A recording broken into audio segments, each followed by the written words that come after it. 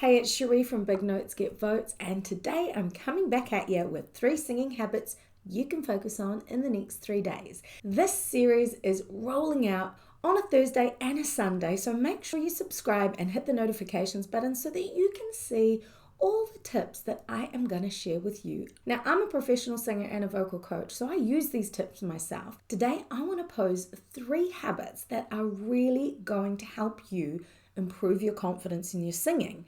And they're a little bit left field because it's not necessarily any action to do with singing. These habits are to do with mindset and focus, basically creating space. So let's start. The first one is identity. Actually acknowledging the fact that you are a singer, that you want to be a professional singer, and that it's something that you want to focus on is actually the first step before all of the other vocal health tips, which are as important. But this one really helps to make sure that when you're feeling like you're up against the wall and you're not feeling confident in your ability, this is the one that's going to keep you coming back to practice, to continue to create performance opportunities. If in your mind you are a singer already, then you are going to act how a singer would act. I always look to Beyonce as my benchmark of how a professional singer acts.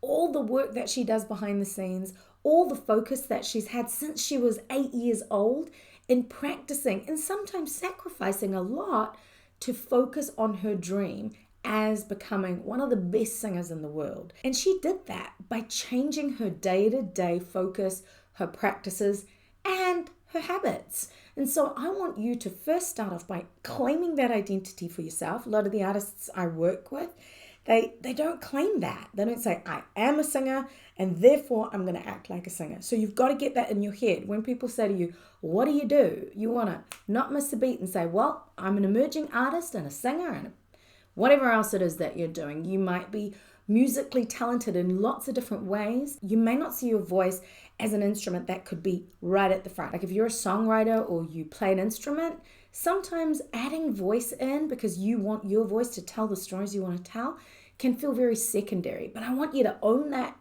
primary instrument flex and feel like you are a singer and let that be the focus. Let that be your focus when you're working on developing your confidence as a singer. So the next step then is creating space. You've created some mental space for yourself to own that singer identity and act into it every day using these habits. But you got to have the space. You got to have actual time and area to practice in or to focus on your music. Now we'll start with physical space first. Sometimes it's hard, especially at the moment.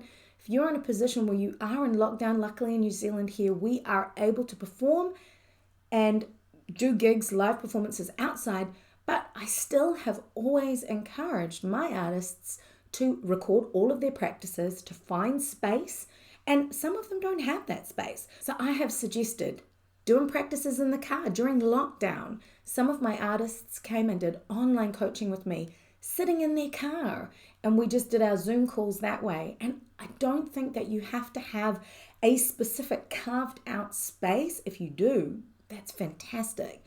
But just change the way you think about where you can practice and the spaces that you can make sound in, let alone trying a silent practice, which is a tip for another time that I'll expand on. But let's talk about creating space and making sound. I made a studio in my cupboard and had a few voiceovers that I was able to deliver while we were in lockdown here in New Zealand. But you can do the bathroom, you can sing in the shower, you can sing in your car.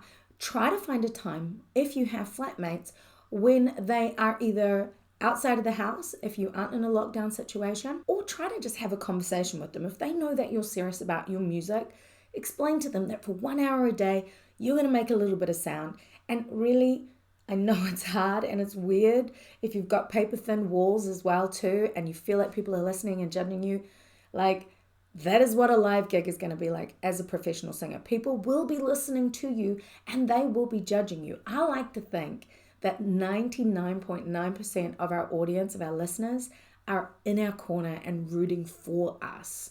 I really believe that. And so you gotta just get your head straight, create that physical space so that you have opportunity to practice. Because focused practice is what's going to shift the dial. And like I said, you can do a silent practice, but we can talk about that later.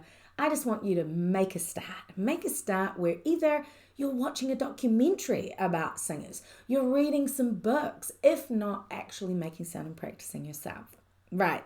The third thing, and this is a really important one, I need you to make time.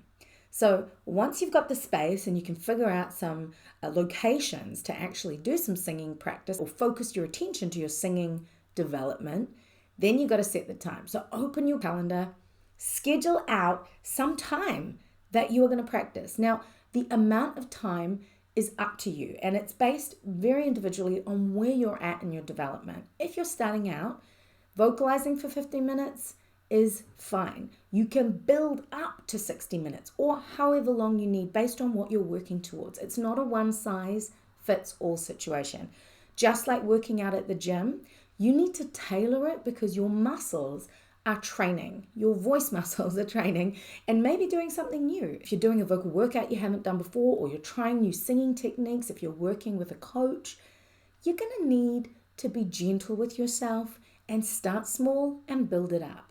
Also, create the amount of time that's based on what you're working towards. So if you were going to the gym and you were going to run a marathon, your training would be a little more intense than if you were just working on your cardiovascular fitness so that you could go for a long walk with your family, and feel good about it, feel fit.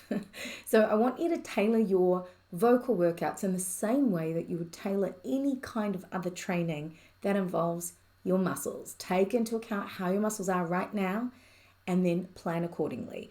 But if I was to give you a template, let me say 15 to 16 minutes, 3 to 5 times a week with some very solid rest time is a smart idea.